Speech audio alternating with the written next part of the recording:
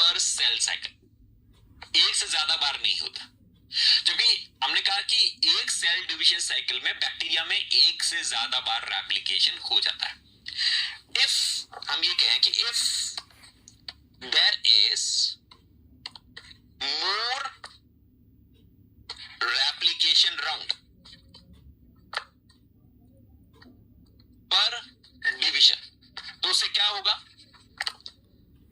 Number of genes will be doubled और more accurately will be amplified। भाई 2 बार हो गया तो 4,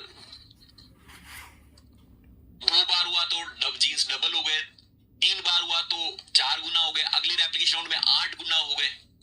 तो नंबर ऑफ जीन्स है वह एम्पलीफाई हो सकते हैं, और नंबर ऑफ जीन्स अगर एम्पलीफाई हो गए तो फिर more protein products would be produced,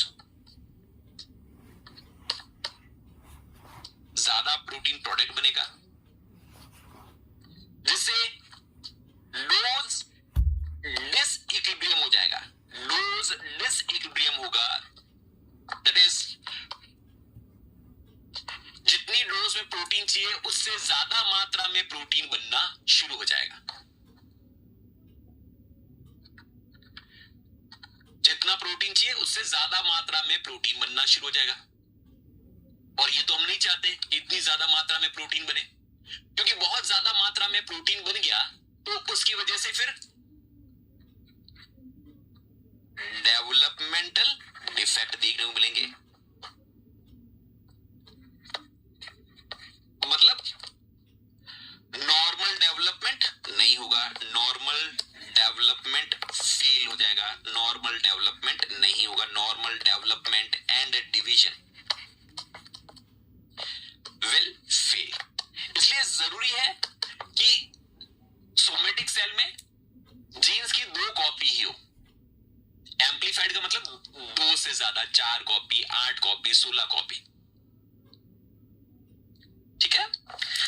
तो नॉर्मल कंडीशन क्या होती है, नॉर्मल कंडीशन ये होती है कि सोमेटिक सेल में, नॉर्मल कंडीशन सोमेटिक सेल में G1 स्टेज है तो 2C अमाउंट होनी चाहिए,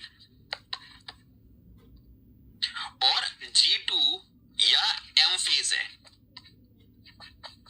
तो उसमें अमाउंट डबल होकर 4C अमाउंट, यानी इसको कुछ किताबें 2N कंडीशन भी लिख सकती है, 4C अमाउंट है वह हो सकती है। पर आपको पता है M फेज के बाद, क्योंकि स्टेजेस तो ये है G1 S, फिर G2, फिर M फेज, फिर वापस G1 स्टेज आते। तो हमने अगर यहां से 2C से स्टार्ट भी किया है और S फेज के बाद जैसे ही हमने मूव किया अमाउंट 4C हो भी गई, तो M फेज के बाद वापस अमाउंट कितनी हो जाएगी, 2C, क्योंकि M फेज में एक सेल की बजाय वापस कितने सेल बन जाएंगे, 2 सेल G1 और G1 वाले बन जाएंगे, ठीक है। G1 और G1 वाले 2 सेल बन जाएंगे, क्योंकि M फेज में सेल का क्या होगा, डिवीजन होगा, सेल का क्या हो जाएगा, डिवीजन हो जाएगा। माइटोटिक फेज में सेल विल डिवाइड, तो 4C वाला सेल वापस डिवाइड हो जाएगा 2C में। अगर मल्टीपल राउंड ऑफ रेप्लिकेशन होते तो क्या होता है, एस फेज में 2C से वो 4C हो जाता, अगली बार 8C हो जाता, 16C हो जाता, 32C हो जाता, ऐसी कंडीशन हो जाती है। जीन्स की संख्या में बढ़ोतरी हो जाती है, हर जीन की मल्टीपल कॉपी होती है, और हर जीन की मल्टीपल कॉपी का मतलब खूब ज्यादा प्रोटीन प्रोडक्ट बनता, जिसकी वजह से डोज जो प्रोटीन का जितना बनना चाहिए उनमें डिसइक्विलिब्रियम आ जाता। जो एक सामंजस्य होना चाहिए वह सामंजस्य या इक्विलिब्रियम नहीं रहेगा, ठीक है। सो नॉर्मल डेवलपमेंट के लिए प्रोटीन एक सीमित मात्रा में ही चाहिए। आगे आप डेवलपमेंट पढ़ेंगे तो आपको समझ में आएगा कि भाई हंचबैक प्रोटीन एक सीमित मात्रा में चाहिए, या बाइकॉइड प्रोटीन एक सीमित मात्रा में चाहिए, नैनोज प्रोटीन एक सीमित मात्रा में चाहिए। बहुत ज्यादा नैनोज बना दिया, बहुत ज्यादा बाइकॉइड प्रोटीन बना दिया, जरूरत से ज्यादा सोनिक हैचहॉग प्रोटीन बना दिया, जरूरत से ज्यादा WNT प्रोटीन का निर्माण कर दिया, जरूरत से ज्यादा किसी भी प्रोटीन को बना दिया तो ग्रेडियंट बढ़ जाएगा, और ग्रेडियंट बढ़ने से डोज गड़बड़ा जाएगी, और डोज गड़बड़ाने से अब डेवलपमेंटल डिफेक्ट देखने को शुरू हो सकते हैं।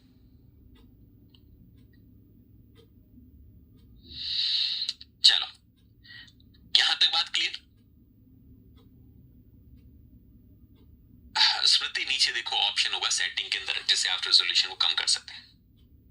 पढ़ा है ड्रोसोफिला में? वेरी गुड वेरी गुड, बहुत अच्छी बात है बेटा।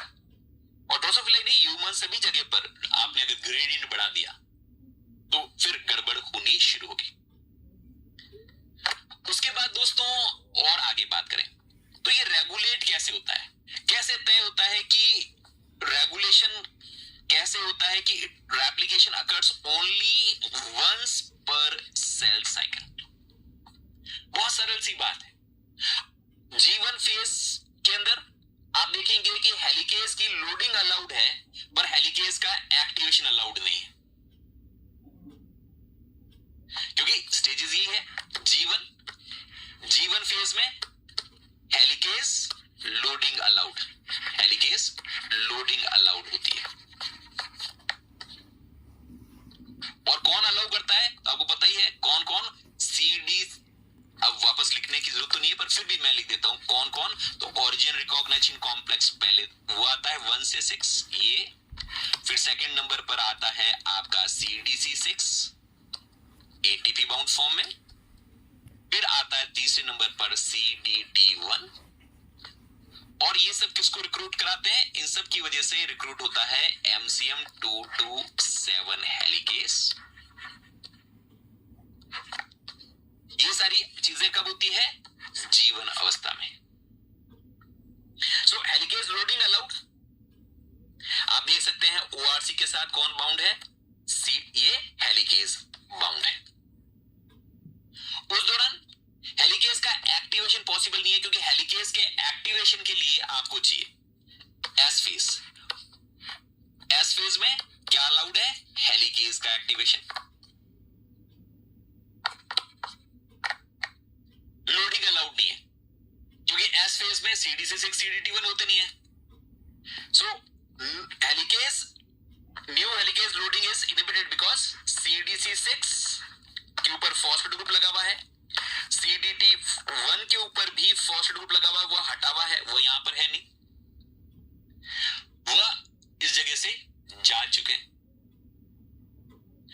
और एस फेज में there is an active helicase जिसका नाम है CMG कॉम्प्लेक्स। एक्टिव इसकी वजह से तो दो प्रोटीन हमने रोल प्ले पड़े, एक तो एस फेज का CDK और एस फेज का DDK। तो एस फेज का CDK और एस फेज का DDK ये अश्योर करते हैं कि अब नया हेलिकेज का रिक्रूटमेंट ना हो, चाहे एस फेज हो, चाहे G2 फेज हो, चाहे M फेज हो, जब तक CDK है तब तक न्यू हेलिकेज उसकी लोडिंग इनहिबिट होती है। नया हेलिकेज वापस लोड नहीं होता। नया हेलिकेज वापस कब लोड होगा? जीवन स्टेज में। तो एस फेज होगी, एस फेज के बाद G2 फेज आएगी, G2 फेज के बाद M फेज आएगी, और M फेज के बाद वापस जब जीवन फेज आएगी तभी वापस हेलिकेज लोडिंग है वह अलाउड है। बात समझ में आई? तो क्या पूछा जा सकता है कि multiple round of replication eukaryotic system में क्यों संभव नहीं है? क्यों संभव नहीं है? क्योंकि एस फेज के दौरान वापस ओरिजिन पर हेलिकेज लोड नहीं हो सकते। क्यों हेलिकेज लोड नहीं हो सकते एस फेज में? क्योंकि हेलिकेज लोडिंग के लिए CDC6 और CDT1 चाहिए और ORC चाहिए। CDC6 CDT1 एस फेज में अपनी एक्टिव फॉर्म में है ही नहीं। CDC6 CDT1 फॉस्फोराइलेट हो चुके हैं, वो हट चुके हैं, इसलिए नया ओरिजिन बन भी गए, रेप्लिकेशन से 1 से 2 ओरिजिन बन भी गए, लेकिन वहां पर वापस नए हेलिकेज लोड करना संभव नहीं है। वापस हेलिकेज लोड एस फेज के बाद G2 फेज आएगी, M फेज आएगी, G1 फेज आएगी, तभी लोडिंग होगी, क्योंकि तब एस फेज CDK काम नहीं करेगा, DDK काम नहीं करेगा, वापस CDC6 CDT1 हिम्मत करेंगे और नए हेलिकेज को लोड करेंगे।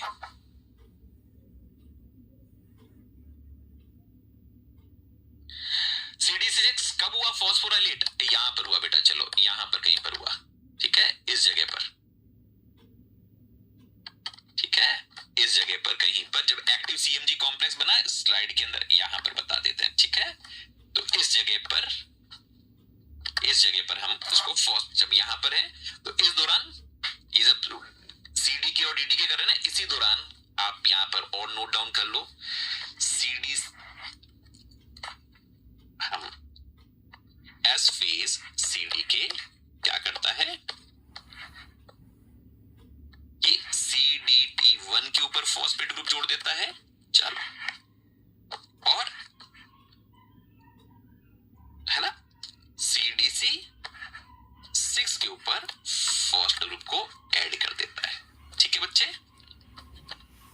ताकि वह अपनी वापस एक्टिव फॉर्म में ना आ पाए।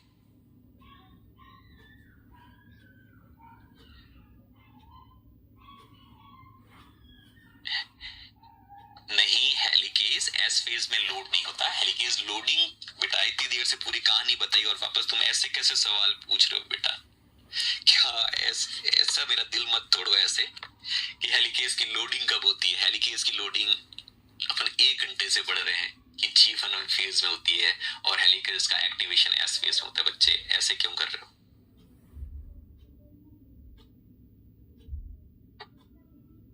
ठीक है, चलें आगे। क्या क्वेश्चन बन सकता है यहां से कि कैसे अश्योर किया जाता है कि there would be only 1 round of replication per cell cycle?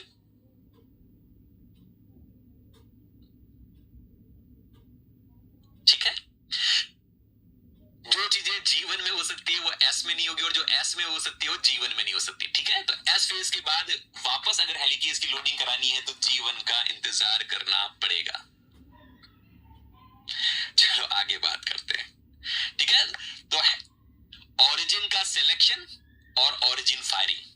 Origin का सिलेक्शन से हमारा मतलब है हेलिकेज की लोडिंग, और ओरिजिन की फायरिंग यानी बंदूक की लोडिंग, गोली उसमें अंदर भर दी जाती है कब? G1 में। पर बंदूक चलाई कब जाती है? बंदूक चलाई जाती है यानी CNG कॉम्प्लेक्स कब काम करेगा? तो वो S फेज में काम करेगा। ओके, चलो आगे बात करते हैं।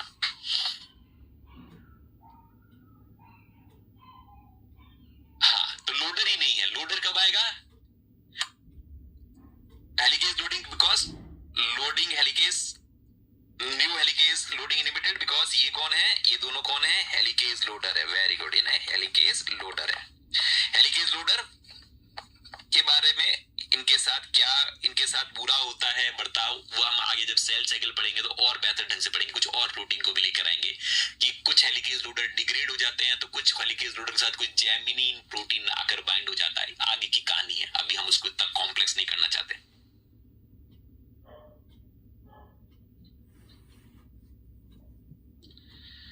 हाँ, बंदूक एस फेज में चलती है। वेरी गुड, चलो आगे बात करते हैं। फॉस्फोराइलेट होने के बाद भी कहानी और है, पर वो हम सेल साइकिल में पढ़ेंगे, अभी नहीं पढ़ेंगे कि हेलिकेज लोडर के साथ क्या होता है, वो हम सेल साइकिल में पढ़ेंगे। आगे बात करते हैं। अब कोई पूछे कि भाई टर्मिनेट कहां पर होता है, मतलब वेयर डू रेप्लिकेशन टर्मिनेट, तो ऐसी कोई स्पेसिफिक साइट नहीं है भाई। ई कोलाई में तुमने पढ़ा था, there is a ter site which is almost 180 degree opposite to ORIC, जहां पर रेप्लिकेशन है वो टर्मिनेट होता है। पर यूकैरियोटिक सिस्टम में ऐसी कोई पर्टिकुलर साइट नहीं है, there is no specific site. जहां कहीं पर भी दो रेप्लिकेशन फोर्क, इस तरीके से रेप्लिकेशन फोर्क इधर की तरफ से भी बढ़ रहा है, इधर की तरफ से भी रेप्लिकेशन फोर्क बढ़ता हुआ आगे की तरफ आ रहा है, जहां पर दो रेप्लिकेशन फोर्क अपने आप एक दूसरे से गले मिल जाएंगे वहीं पर टर्मिनेट हो जाएगा। सो ये मानते हुए चल रहे हैं हम इस तरीके से, और रेप्लिकेशन फोर्क जैसे ही आगे यहां पर जहां कहीं पर भी मीट होंगे, जहां पर रेप्लिकेशन फोर्क आपस में आकर मीट होंगे उस जगह पर टर्मिनेशन देखने को मिल जाएगा। ठीक है, समझने के हिसाब से बताया मैंने कि यहां से सपोज रेप्लिकेशन स्टार्ट हुआ है, ये रेप्लिकेशन इधर की तरफ से ऐसे टुकड़ों टुकड़ों में सिंथेसिस हो रही है, यहाँ से रेप्लिकेशन स्टार्ट हुआ है, ये टुकड़ों टुकड़ों में सिंथेसिस हो रही है, इधर टुकड़ों टुकड़ों में सिंथेसिस हो रही है। वो ओकाज़की फ्रैगमेंट का मैचुरेशन होता रहेगा जैसा आपने पढ़ा है, बिल्कुल उसी ढंग से। इधर की तरफ से यहाँ से ये रेप्लिकेशन फोर्क इधर की तरफ कंटिन्यूअसली यहाँ इस जगह से रेप्लिकेशन स्टार्ट हुआ था, इस जगह से रेप्लिकेशन स्टार्ट हुआ था, ये रेप्लिकेशन फोर्क यहाँ से बढ़ता बढ़ता यहाँ तक पहुंच जाएगा, यहाँ पर ही कंटिन्यूअस सिंथेसिस, यहाँ पर डिसकंटिन्यूअस सिंथेसिस, यहाँ पर कंटिन्यूअसली सिंथेसिस होती जा रही है, यहाँ पर वापस डिसकंटिन्यूअस सिंथेसिस होती जा रही है, यहाँ पर कंटिन्यूअस सिंथेसिस यहाँ से यहाँ तक, यहाँ पर डिसकंटिन्यूअस सिंथेसिस, ऐसा कुछ होता रहेगा। ये कंटिन्यूअस सिंथेसिस, इधर तक डिसकंटिन्यूअस सिंथेसिस, इन जगहों पर टर्मिनेशन हो गया है। कहां पर टर्मिनेशन हो गया है? इन स्थानों पर, यहां पर कहीं पर टर्मिनेशन हो गया। यहां पर कहां पर? जहां पर दो रेप्लिकेशन फोर्क आपस में आकर मीट हो रहे हैं। इस जगह से ओरिजिन से स्टार्ट हुआ था, इन जगहों से स्टार्ट हुआ था और यहां पर टर्मिनेट हो रहा है। यहां पर कहीं पर स्टार्ट हुआ था, यहां से कहीं से स्टार्ट हुआ था और इस जगह पर आकर हुआ टर्मिनेट हो रहा है, जहां पर दो रेप्लिकेशन फोर्क आपस में आकर मिल रही है।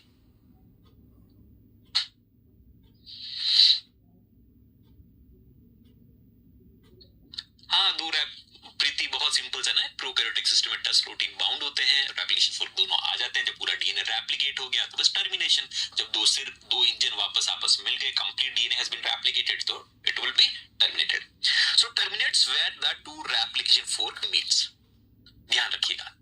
लेकिन कुछ जगहों पर स्पेशली आप देखेंगे कि ईस्ट के अंदर there may be some kind of protein जो कि रेप्लिकेशन फोर्क को एक जगह से आगे न बढ़ने दे। जैसे बडिंग ईस्ट के अंदर क्या होता है कि there are some specific termination site specially in the ribosomal DNA. Ribosomal DNA, उस डीएनए को कहा जाता है जिससे आरआरएनए बनता है, और आरआरएनए के जीन्स मल्टीपल कॉपीज में होते हैं, और आरआरएनए के जीन्स मल्टीपल कॉपीज में जो प्रेजेंट होता है, उनका रेप्लिकेशन सिर्फ एक ही पर्टिकुलर डायरेक्शन में हो, दूसरी डायरेक्शन में ना हो। वहां पर रेप्लिकेशन को रोकने के लिए एक प्रोटीन होता है जिसका नाम है रेप्लिकेशन फोर्क बैरियर, जो एक तरफ से रेप्लिकेशन को रोकता है। पर ये एक एक्सेप्शनल केस है, ज्यादातर जगहों पर ऐसा नहीं होता। हम कह रहे हैं कि इस तरीके से कोई रेप्लिकेशन हो रहा है और रेप्लिकेशन दूसरी तरफ कंटिन्यूअस हो सकता है। इस जगह से कहीं से रेप्लिकेशन सपोज स्टार्ट हुआ, वहां पर दूसरी तरफ रेप्लिकेशन है वो कंटिन्यूअसली चल सकता है, पर एक तरफ रेप्लिकेशन को प्रिवेंट किया जाता है by a protein complex referred to as fork. यहां पर there is a protein referred to as replication fork barrier, FOB, जो कि इस डायरेक्शन में एक लेवल से आगे रेप्लिकेशन नहीं होने देता इधर की तरफ, पर इधर की तरफ रेप्लिकेशन कंटिन्यूअसली सिंथेसिस होता जाएगा। वो डिसकंटिन्यूअस सिंथेसिस वाली बात है। सो इधर की तरफ कंटिन्यूअसली काम चलता जा रहा है, इधर की तरफ यस रेप्लिकेशन कंटिन्यूड, इधर की तरफ रेप्लिकेशन नो। पर ये एक स्पेसिफिक केस है ना, कहां का? Budding east. बडिंग ईस्ट किसे कहते हैं? बडिंग ईस्ट कहा जाता है दोस्तों, बडिंग ईस्ट का मतलब साइजोसैक्रोमाइसिस पॉम्बी के अंदर। सो साइजोसैक्रोमाइसिस पॉम्बी में देखा गया कि रेप्लिकेशन बबल में से एक तरफ रेप्लिकेशन फोर्क है, उधर की तरफ रेप्लिकेशन को टर्मिनेट कर दिया जाता है by a protein referred to as fork barrier.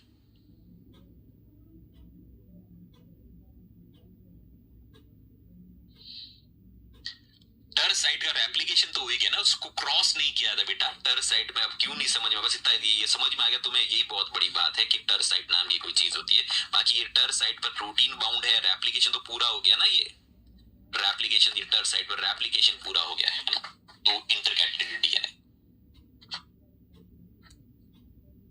चलो तो क्लियर। नॉर्मली यूकैरियोटिक रेप्लिकेशन कहां टर्मिनेट होता है? जहां पर दो फोर्क मीट होती है, और दो रेप्लिकेशन फोर्क प्रोकैरियोट में कहां मीट होती है? Exactly 180 degree opposite to the termination site. वह साइट पर कौन प्रोटीन बाउंड होते हैं? टस प्रोटीन। तो बस पूरा डीएनए रेप्लिकेट हो गया। यहां पर कहां पर होता है? तो यहां पर तो मल्टीपल रेप्लिकेशन फोर्क आते हैं, जहां कहीं पर भी वो मिलान करते हैं वहां से रेप्लिकेशन टर्मिनेट हो जाता है। ओके, चलो आगे बात करते हैं। अब दोस्तों यूकैरियोटिक डीएनए एक वहां पर एक नई समस्या होगी, that is referred to as end replication problem. तो समझने की कोशिश करते हैं कि एंड रेप्लिकेशन प्रॉब्लम एक्चुअली है क्या। एंड रेप्लिकेशन प्रॉब्लम जनरली कहां देखने को मिलती है दोस्तों, लैगिंग स्ट्रैंड पर। जहां लैगिंग स्ट्रैंड सिंथेसिस होती है वहां पर क्रोमोसोम के एंड्स किसी कारणवश रेप्लिकेट से ढंग से नहीं कर पाते। अब ये समस्या क्या है, इसको समझने की कोशिश करते हैं कि लीनियर क्रोमोसोम के किनारे हैं, वह हर राउंड रेप्लिकेशन के दौरान कुछ हिस्सा रेप्लिकेट नहीं हो पाता। ठीक है, खूब सारे एनिमेटेड वीडियो से बेटा यूट्यूब पर सर्च करोगे मेरे लेक्चर के बाद तो आपको आसानी से समझ में आ जाएगी चीजें। चलो, तो ये क्या समस्या है इसको समझने के लिए कि सपोज हमारे पास दोस्तों ये कोई एक डीएनए है, मैं बहुत सरल ढंग से समझाने की कोशिश कर रहा हूँ। ये कोई एक हमारे पास डीएनए है, ये कोई 5 प्राइम एंड है, ये 3 प्राइम एंड है, ये 3 प्राइम एंड और 5 प्राइम एंड है, and there are suppose multiple origin. पर हम कोई एक ओरिजिन को लेकर भी बात करें कि हमारे पास यहाँ पर कहीं पर एक कोई ओरिजिन है जहां से रेप्लिकेशन स्टार्ट हुआ, मान लो, और मल्टीपल ओरिजिन है तो उससे भी कोई फर्क नहीं पड़ा, और जिस जगह से स्टार्ट होगा उस जगह से रेप्लिकेशन कुछ इस तरीके से ड्रॉ किया जा सकता है कि ये मान लो अगली स्टेज रेप्लिकेशन को हमने इस तरीके से बाय डायरेक्शनल मैनर में इधर की तरफ बढ़ाया, इधर की तरफ भी बाय डायरेक्शनल मैनर के अंदर इधर की तरफ बताया, इसे 3 प्राइम का, इसे 5 प्राइम का, इसे 5 प्राइम का, इसे 3 प्राइम का, और जैसे मैंने कहा कि जहां से आपको रेप्लिकेशन स्टार्ट करना है वहां पर इधर की तरफ 3 प्राइम एंड मान लो, इधर की तरफ 5 प्राइम एंड, इधर की तरफ 5 प्राइम एंड और इधर की तरफ 3 प्राइम एंड, और जहां 3 प्राइम एंड मिले वहां से कंटीन्यूअस सिंथेसिस करना स्टार्ट कर लो। जहां 3 प्राइम स्ट्रैंड मिले वहां पर 5 प्राइम से 3 प्राइम कंटीन्यूअस सिंथेसिस स्टार्ट करो। जहां 3 प्राइम एंड मिले टेम्पलेट वहां से कंटीन्यूअस सिंथेसिस स्टार्ट कर लो। तो फिर एरो की डायरेक्शन तो वही होनी चाहिए, तो यहाँ पर एरो ऐसे छोटे छोटे बताने पड़ेंगे। डिसकंटिन्यूअस सिंथेसिस यहाँ पर एरो इसका इस तरीके से, तो इधर भी एरो ऐसे ही बताना पड़ेगा, पर डिसकंटिन्यूअस सिंथेसिस होती जाएगी। डिसकंटिन्यूअस सिंथेसिस में थोड़ा बहुत आरएनए का प्राइमर जुड़ता है ना, थोड़ा RNA primer DNA, RNA primer DNA, RNA primer DNA, RNA primer DNA, इधर की तरफ एक बार ही प्राइमर जुड़ा, इस तरह की कंडीशन होती है। फिर प्राइमर हट जाते हैं, प्राइमर को हटाने का काम कौन करेगा, तो आपको पता है आरएनएज H2 साथ में FAN1 प्रोटीन मिलकर इसको हटाएंगे, पूरी प्रोसीजर आपको पता है। फिर आगे चलकर ये प्रोसेस कुछ ऐसा हो गया, मान लो रेप्लिकेशन ऐसा टर्मिनेट लास्ट तक पहुंच गया, यहां तक एंड्स तक पहुंच गया, 5 प्राइम 3 प्राइम 3 प्राइम 5 प्राइम, है ना। तो यहाँ पर और वो जगह जहां से रेप्लिकेशन स्टार्ट हुआ है वो जगह तो यही है ओरिजिन वाली जगह ना, ये जगह ओरिजिन वाली है, तो मैं सबके अंदर एक कॉमन जगह बता रहा हूं कि this is the site from where the replication has originated. यहां पर कहीं पर प्राइमर जुड़ा था, इस जगह पर कोई प्राइमर जुड़ा था, और प्राइमर लीडिंग स्ट्रैंड में कोई समस्या नहीं है, किनारे तक डीएनए रेप्लिकेट भी हो गया, लीडिंग स्ट्रैंड पर कोई समस्या नहीं है, यहां से लेकर यहां तक किनारे तक डीएनए सिंथेसाइज हो गया, एकदम एक्सट्रीम एंड तक डीएनए रेप्लिकेट हो गया। कोई बात नहीं, लैगिंग स्ट्रैंड पर क्या हुआ होगा, तो लैगिंग स्ट्रैंड पर कोई प्राइमर जुड़ा होगा, वापस इतना सा प्राइमर जुड़ा होगा, फिर इसकी सिंथेसिस यहां से यहां तक हो गई होगी, फिर वापस यहां पर कोई प्राइमर जुड़ा होगा इस जगह पर, और यहां से यहां तक सिंथेसिस हो गई होगी। इसलिए टुकड़ों टुकड़ों में लैगिंग स्ट्रैंड में सिंथेसिस होती जाती है। और जैसे इससे पता है कि ये जब डीएनए पॉलीमरेज डेल्टा यहां पर पहुंचेगा तो आगे आरएनए प्राइमर को कौन हटा देगा, आरएनए प्राइमर को हटाने का काम कौन करेगा, आपको इस तरीके से पता है, यस, FAN1 साथ में आरएनएज H2 रोल प्ले कर सकता है, और जैसे ही उसने ऐसा किया तो आगे डीएनए पॉलीमरेज गैप को भर देगा, लाइगेज को सील भी कर देगा, तो इस तरीके से इन प्राइमर्स को हटाया जाएगा और लाइगेज सील कर देगा। तो इस तरीके से छोटे छोटे टुकड़ों में यहाँ पर सिंथेसिस हुई, पर प्राइमर भी हट जाएंगे, और प्राइमर हटने के बाद इधर की तरफ भी बात करें, प्राइमर हट जाएंगे और प्राइमर हटने के बाद गैप को फिल किया जा सकता है। तो यहाँ पर बीच में जितने भी प्राइमर्स हैं, जितने भी बीच में प्राइमर्स हैं, जितने भी बीच वाले प्राइमर्स हैं वो सारे के सारे हट जाएंगे। ये बीच वाले प्राइमर्स जितने भी है दोस्तों ये सारे के सारे रिमूव हो जाएंगे, है ना। ये वाला प्राइमर हट जाएगा, ये वाला प्राइमर हट जाएगा, ये प्राइमर, ये सारे प्राइमर्स हट जाएंगे, ये सारे प्राइमर्स हट जाएंगे, और बीच वाली जगहों पर गैप भी भर दिया जाएगा। ठीक है, तो बीच वाली स्थिति पे अगला डायग्रामेटिकली अगर रिप्रेजेंट करना चाहे तो ऐसा कुछ स्थिति आ जाएगी।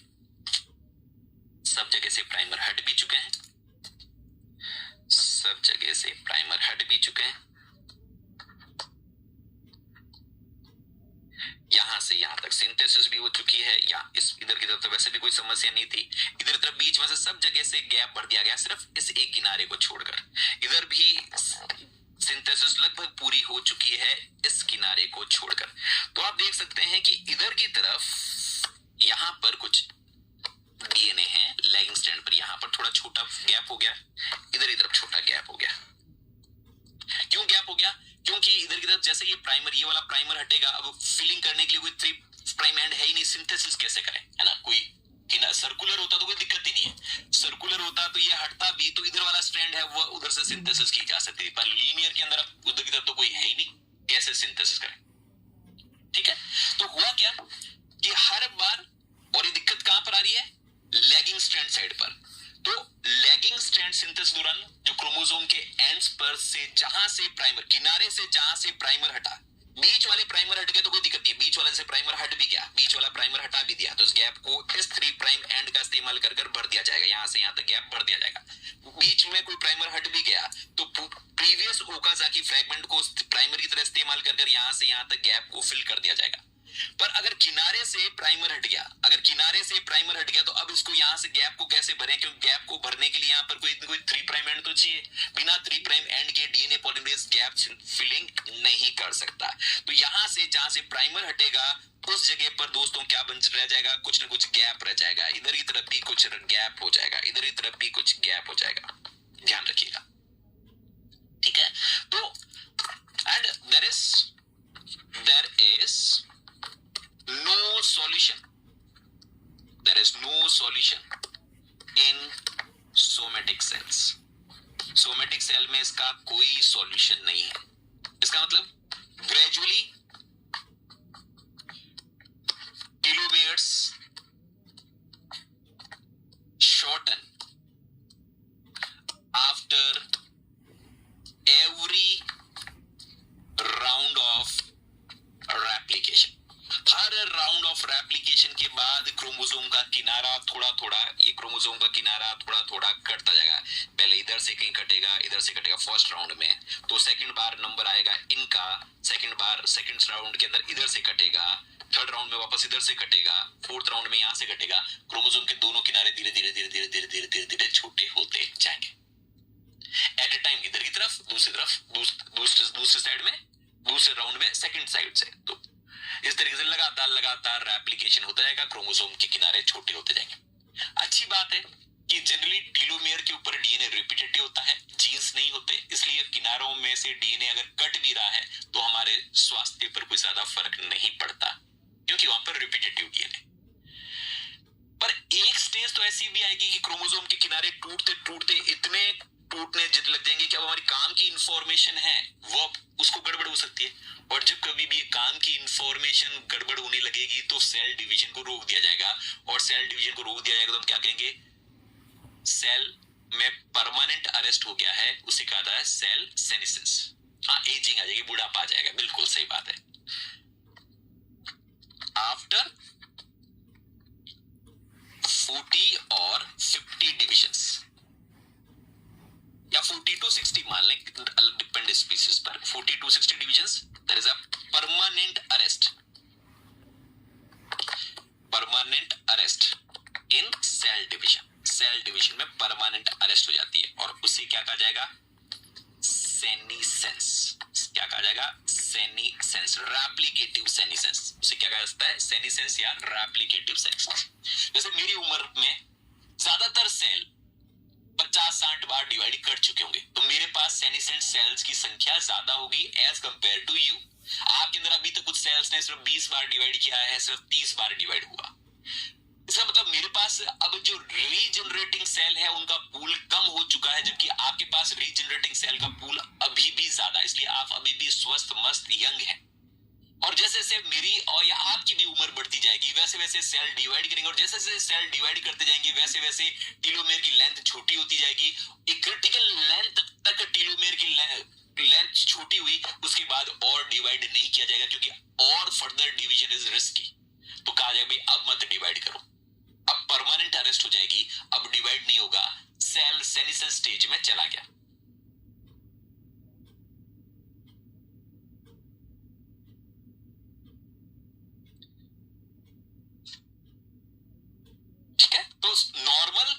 सोमेटिक सेल में इसका कोई सॉल्यूशन नहीं है। In somatic cells, in normal somatic cell इसका कोई सॉल्यूशन नहीं। अब देखो, हमारे एक महान वैज्ञानिक है शिवानी बहन, वो कह रही है कि किडनी में से सीरम रिमूव करो। अब बताओ किडनी में से सीरम कैसे रिमूव करोगे? तो सेल अरेस्ट होगा या एपोप्टोसिस होगा? किडनी में से सीरम रिमूव करो, हे भगवान मेरी किडनी फेल हो जाएगी।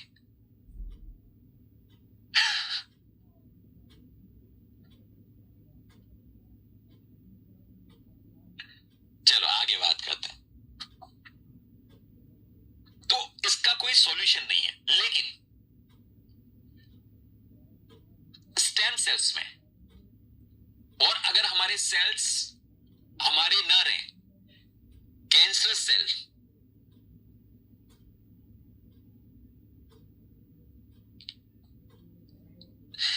के अंदर there is some kind of mechanism.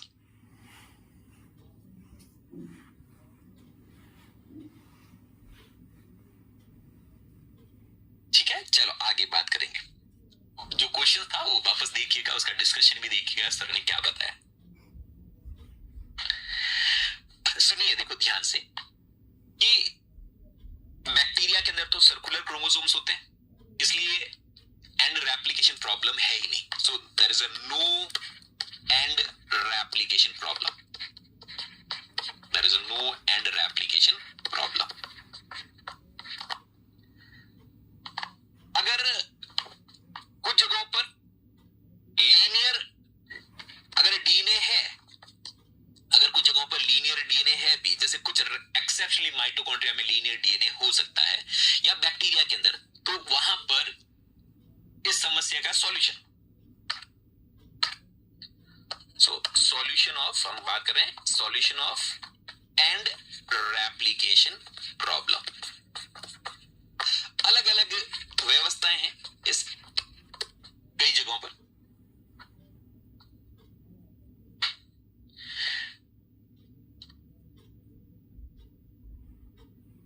कोई बात नहीं बेटा, सारे क्वेश्चंस आपसे सॉल्व हो जाएंगे समय के साथ साथ। थोड़ा सा बस पेशेंस रखो, पढ़ दे तो सारे तरह के क्वेश्चन सॉल्व हो जाएंगे। और कुछ तो नए होंगे, मैंने पहले ही कहा, वो तो मेन एग्जाम में भी आएंगे, है ना। अब ड्रोसोफिला के टीलोमेयर के अंदर ट्रांसपोसोम काम करते हैं। ध्यान रखना, एग्जाम में सीधा पूछा सकता है कि how telomeric length is maintained in Drosophila. तो इतनी सी बात याद रखो, थ्रू द ट्रांसपोसोम्स। तो वहां पर पढ़ेंगे there are some transposome like TERT and TART, हम आगे पढ़ेंगे। अभी सिर्फ इतनी सी बात याद रखनी।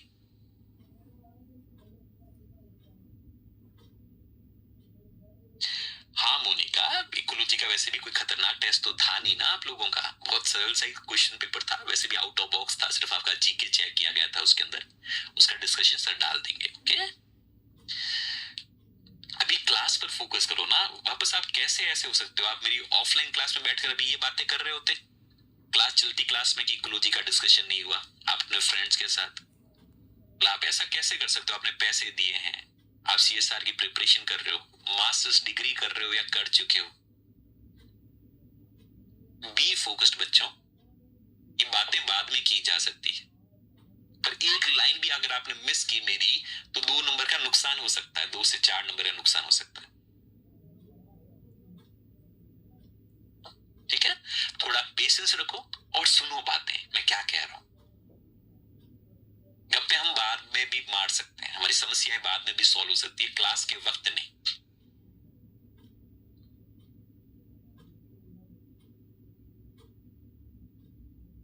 ठीक है, तो काम की बात देखो, कितनी इंपॉर्टेंट बात बताई कि कई बार डायरेक्ट 2 नंबर का क्वेश्चन बन सकता है कि ड्रोसोफिला के टीलोमेयर की लेंथ को कैसे मेंटेन की जाती है। तो वहां पर ट्रांसपोसोम इंपॉर्टेंट रोल प्ले करते हैं।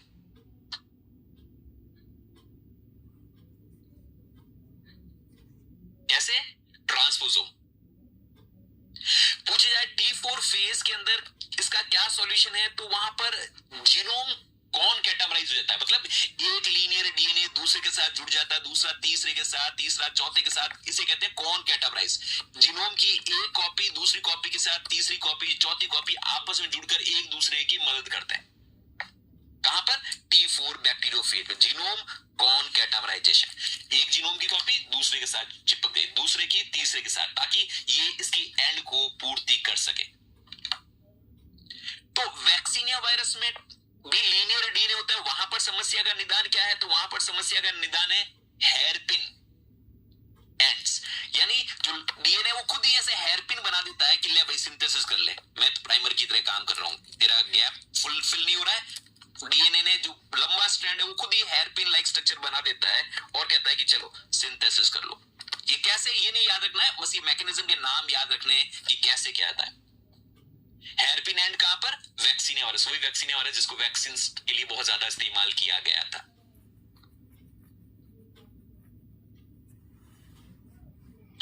इसी तरीके से एडिनो वायरस या फेज 29 के अंदर भी डबल स्ट्रैंडेड डीएनए लीनियर होता है, तो वहां पर कोई प्रोटीन्स हैं, वो कहते हैं चलो मेरा इस्तेमाल कर कोई प्रोटीन है, वो कहते हैं चलो मेरा एक टायरोसिन रेसिड्यू है, इसका इस्तेमाल करो। प्रोटीन अपने OH ग्रुप को कहता है कि चलो कोई एक प्रोटीन है, ये है ना, प्रोटीन कहता है कि चलो मेरे OH ग्रुप को इस्तेमाल कर आप रेप्लिकेशन कर दो। आप में थोड़ी समस्या हो रही है, गैप फिल नहीं हो रहा है, यहाँ पर तुम्हारे पास समस्या है, कोई बात नहीं, आप मेरे OH ग्रुप को इस्तेमाल करो और यहाँ पर सिंथेसिस करो। कौन प्रोवाइड कर रहा है? प्रोटीन। प्रोटीन प्राइमर कहां इस्तेमाल होते हैं? क्वेश्चन पूछा जा सकता है, प्रोटीन प्राइमर कहां इस्तेमाल हो रहे हैं? एडिनो वायरस में। तो यूकैरियोटिक क्रोमोसोम्स ज्यादातर इंक्लूडिंग ह्यूमन, वहां पर कैसे होता है? तो अभी हम देखेंगे टीलोमेर रिपीट एडिशन। ये कहां पर होगा? तो ये पढ़ेंगे हम स्टेम सेल्स के अंदर, स्टेम सेल्स के अंदर या इवन कैंसरस सेल्स के अंदर टीलोमेर रिपीट का एडिशंस।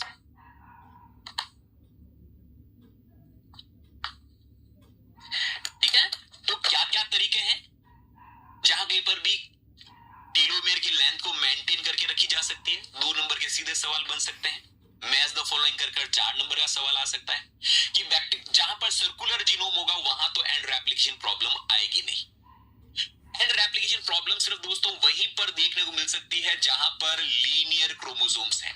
तो लीनियर क्रोमोसोम्स के अंदर अगर आपको कहा जाए, अगर कोई बैक्टीरिया में लीनियर क्रोमोसोम है, जैसे आर्थ्रोबैक्टर या कोई बैक्टीरिया के अंदर लीनियर क्रोमोसोम है, तो उनकी समस्याओं को कैसे होगा? तो एंड पर रिकॉम्बिनेशन होता है ना, एंड्स पर रिकॉम्बिनेशन। डीएनए रेप्लिकेट हो गया तो एक स्ट्रैंड दूसरे स्ट्रैंड के लिए टेम्पलेट का काम करता है। आगे हम रिकॉम्बिनेशन पढ़ेंगे तो आपको समझ में आ जाएगा कि भाई तुम्हारा एंड है, वहां पर यहाँ पर थोड़ी सी कमी है, कोई बात नहीं, दूसरी जो कॉपी है वो कह रही है कि मेरे से इधर से एंड इधर कॉपी कर लो, इधर की तरफ वाला एंड कॉपी गड़बड़ हो रही है तो ये इसके साथ रिकॉम्बिनेशन कर लेगा। रिकॉम्बिनेशन किया जा सकता है क्योंकि डीएनए सिंथेसिस तो हो चुके, 2 स्ट्रैंड बन चुके हैं, तो 2 स्ट्रैंड्स में इधर की कमी के लिए इधर से पूरा कर लो, दूसरे की कमी को दूसरे स्ट्रैंड से पूरा कर लो। पर ये प्रोसेस कहां पर? बैक्टीरिया के अंदर एंड रिकॉम्बिनेशन समस्या। तो ट्रांसपोजिशन, कुछ ट्रांसपोसोम्स होते हैं जो टेलोमेयर की लेंथ को मेंटेन करने में इंपॉर्टेंट रोल प्ले करते हैं। कहां पर? ड्रोसोफिला में। तो हम आगे पढ़ेंगे कि जो ट्रांसपोसोम्स हैं जनरली हम उनके ऊपर आरोप लगाते रहेंगे कि बहुत खराब है, बदमाश है, सेल्फिश है वगैरह वगैरह, पर नहीं, ड्रोसोफिला तो उनको हाथ जोड़कर उनका वेलकम करता है क्योंकि ड्रोसोफिला के अंदर टेलोमेयर की लेंथ को मेंटेन करने में इंपॉर्टेंट रोल प्ले करते हैं ट्रांसपोसोम्स। एक डबल स्ट्रैंड डीएनए दूसरे डीएनए के साथ जुड़कर, दूसरा टीएनए के साथ, तीसरे के साथ जुड़कर कौन कैटामर का डीएनए बनता है और उससे एंड रेप्लिकेशन प्रॉब्लम को सॉल्व की जा सकती है T4 बैक्टीरियोफेज। वैक्सीनिया वायरस के अंदर जो लंबा स्ट्रैंड है वो वापस हेयरपिन लाइक स्ट्रक्चर बना देता है ताकि गैप को फिल किया जा सके। तो एडिनो वायरस में प्रोटीन कहते हैं कि चलो मुझे प्राइमर की तरह इस्तेमाल कर लो और इस गैप को फिल कर दो। Protein primer strategy adeno virus और फेज 29 में। तो हमारे काम की टेलोमेयर रिपीट एडिशन, जिसको हम डिटेल में पढ़ेंगे, ज्यादातर यूकैरियोट में जो स्ट्रेटजी इस्तेमाल होती है यूकैरियोटिक क्रोमोसोम में, that is the telomere repeat addition. ठीक है, चलो आगे बात करते हैं। So these are the different strategies को नोट डाउन करो, क्योंकि हो सकता है डायरेक्ट इससे आपको 2 नंबर का क्वेश्चन पार्ट बी में मिल जाए।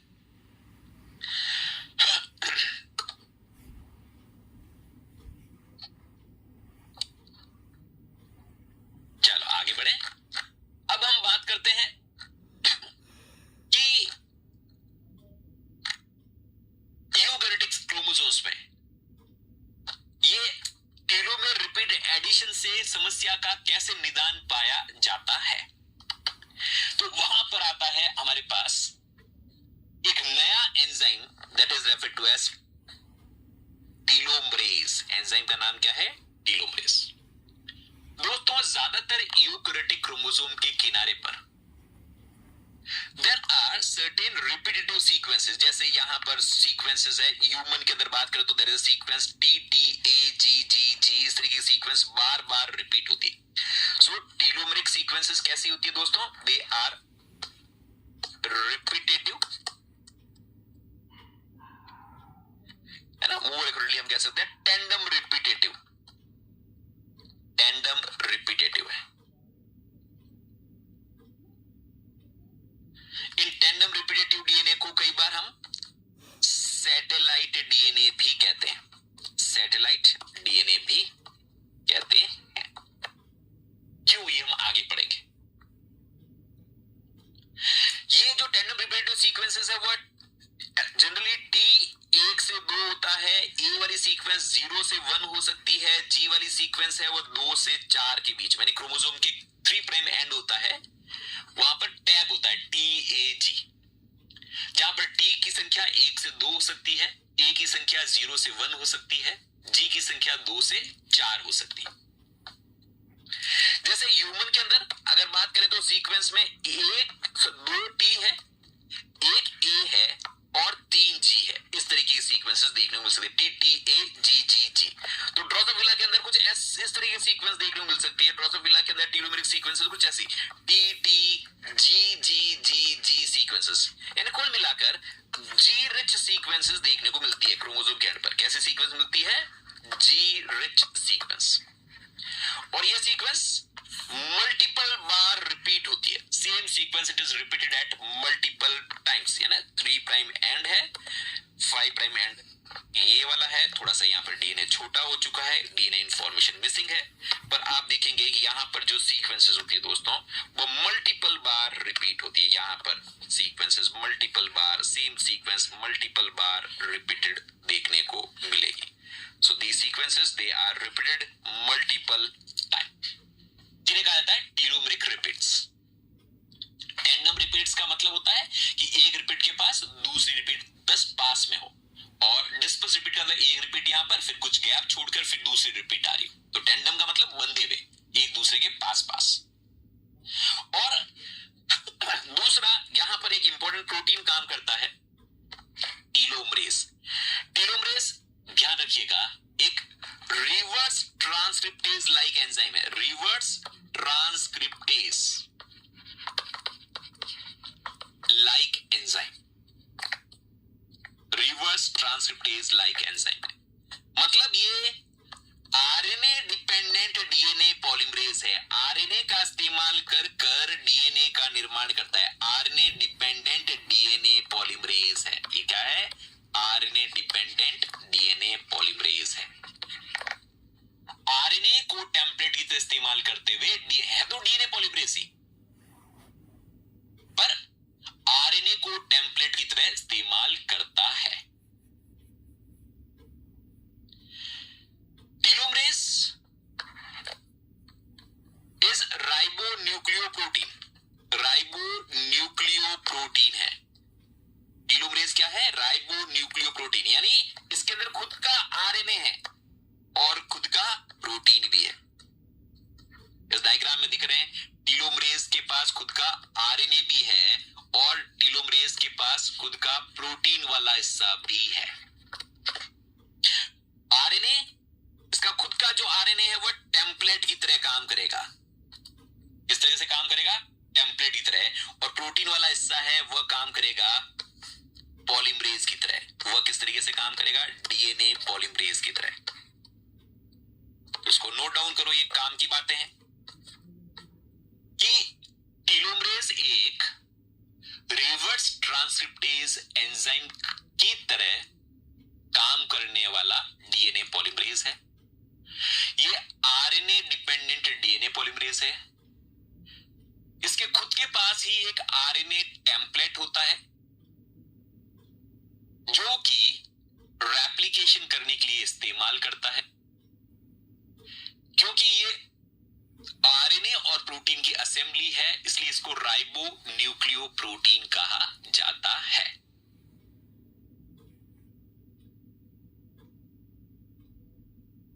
ठीक है, यहां तक बात। आगे बात करते हैं। ये नोट डाउन हुआ। आगे देखते हैं अभी टीलोमरेज किस तरीके से काम कर रहा है।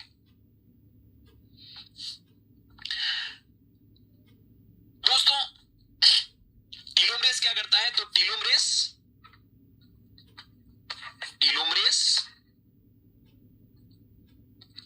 एक्सटेंड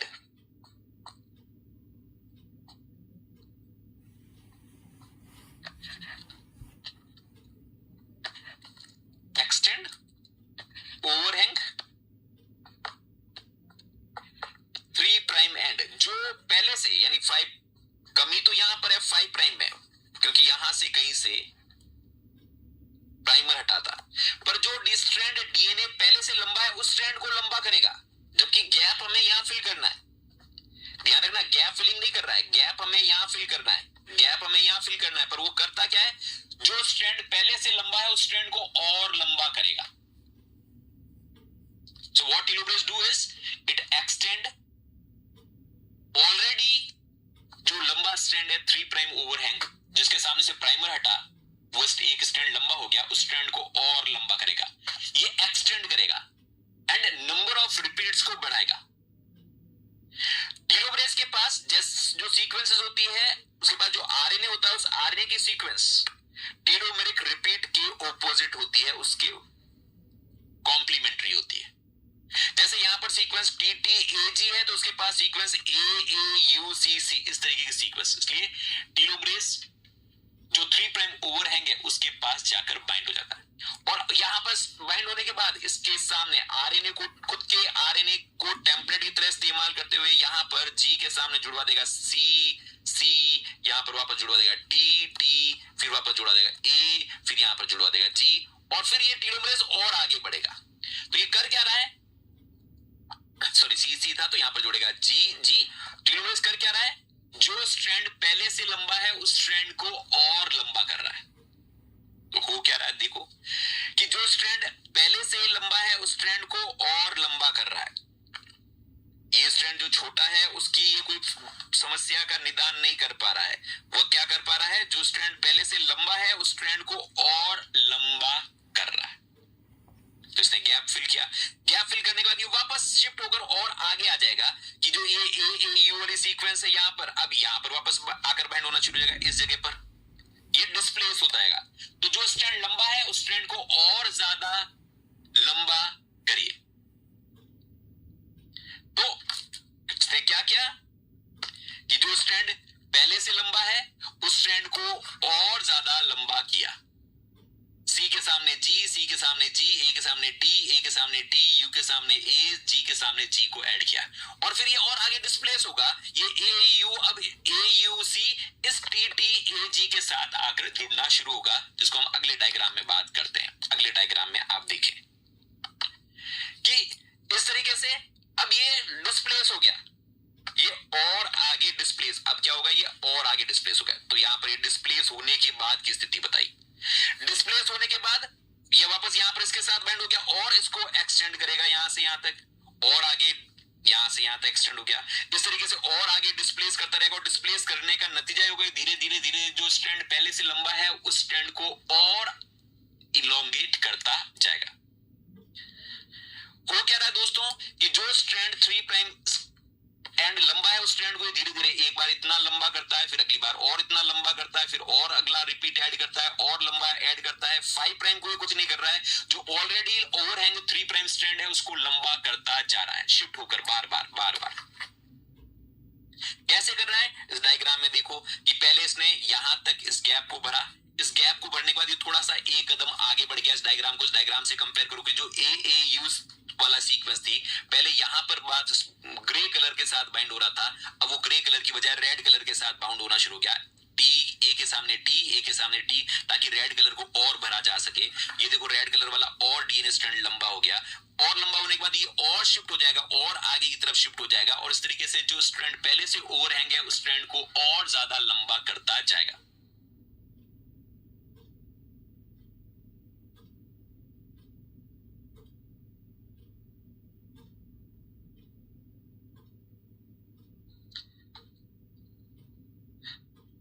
चलो आगे बात करते हैं।